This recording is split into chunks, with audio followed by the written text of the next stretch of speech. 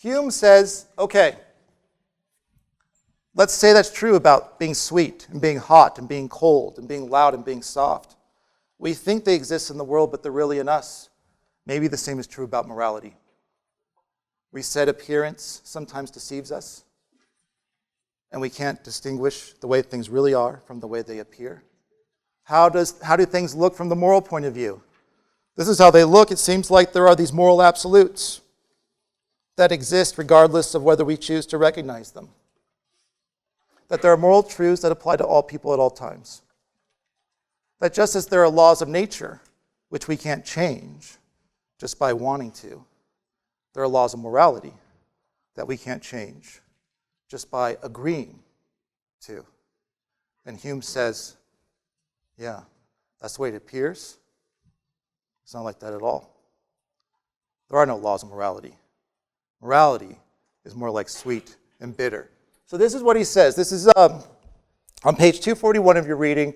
This is a really important paragraph. So he says, take any action that is agreed to be vicious, willful murder, for instance, examine it in all lights, and see if you can find the matter of fact or real existence that you call vice.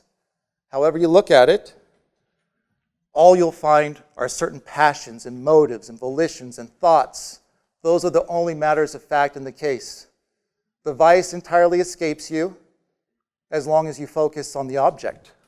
Because what are you seeing when you see someone do something wrong? You don't see the wrongness. You see shapes and colors and the sorts of things that physicists can discover. It says you can never find it until you turn your reflection into your own breast and find a sentiment of disapproval that arises in you towards this action. Here is a matter of fact, but is the object of feeling, not of reason. It lies in yourself, not in the object.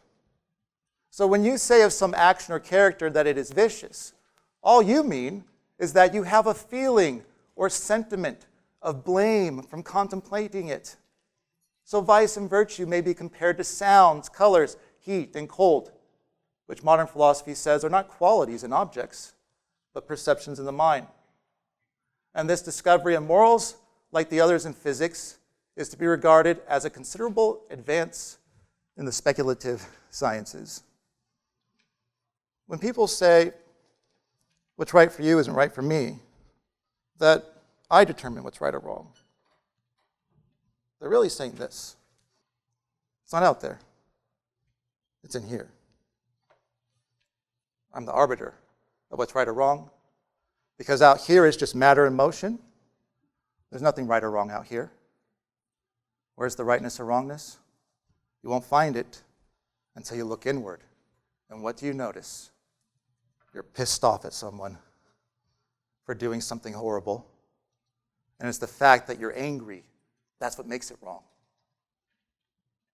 It's not even wrong until you get angry. And then it becomes wrong. That's the moral subjectivist view. That's what Hume thinks. So, if there was no one around who could have experiences, there wouldn't be such a thing as hot. If there were no one around to have experiences, there wouldn't be such a thing as right or wrong. They come into existence when we feel a certain way about something. So according to Hume, what makes an act right is simply the very fact that you approve of it. An act is right when I approve of it. That's going to be a really crucial definition. You've got to get that one, because everything emanates from that. According to a divine command theorist, an act is right when God commands it. According to the subjectivist, an act is right when you approve of it. An act is wrong when you disapprove of it. So how is it that what's right for you can't be right for me, or may not be right for me? That's only possible if subjectivism is true. Because if I approve of capital punishment, it is right. And if you disapprove of capital punishment, it is wrong. And so we're both correct. How dare you then try to impose your moral values on others? We're all little gods in a sense.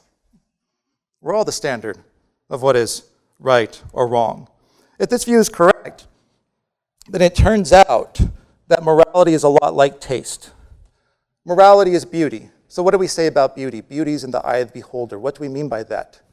It's not out there, it's in here. Where's beauty? It's not a part of the world. It's in you, the one describing it. Right? Isn't that what in the eye of the beholder means? That out here, there's just physical stuff. You see it, and you feel all warm and fuzzy inside, and you say, that's beautiful. And it becomes beautiful. Why? Because of the way it affected you. Isn't that what we mean when we say beauty is in the eye of the beholder? That it's all a matter of personal taste and preference? If I say a painting is beautiful, it sounds like I'm talking about the painting. According to the subjectivists, I'm just talking about myself. Which, if that's true, should we ever disagree about whether something's beautiful? If beauty really is in the eye of the beholder, should we ever disagree about whether something is beautiful? If I'm the arbiter of what's beautiful and you're the arbiter of what's beautiful, what are we disagreeing about? I'm right and you're right. To disagree is to suggest one of us is wrong. But none of us are wrong. Because beauty is in the eye of the beholder. So why should you keep your promises according to the moral subjectivist? Because you approve of it. It's not that promise keeping is a good thing, and you, being created in the image of God, recognize it. No. Promise keeping becomes a good thing when you approve of it. So you're walking around your neighborhood, you see a bunch of teenagers torturing a puppy. Absolutely horribly wrong. That millisecond it takes, or even less time it takes, for light to bounce off of them and strike your retina, that action's morally neutral. There's just shape and color and extension and chemicals and the physics. It strikes your retina. You feel disgusted. Then it becomes wrong according to the moral subjectivist. You feel disgusted not because it is wrong. Your being disgusted causes it to be wrong. If this view is correct, then morality is a lot like taste. Just as there are no correct ice cream choices, there is no correct moral view.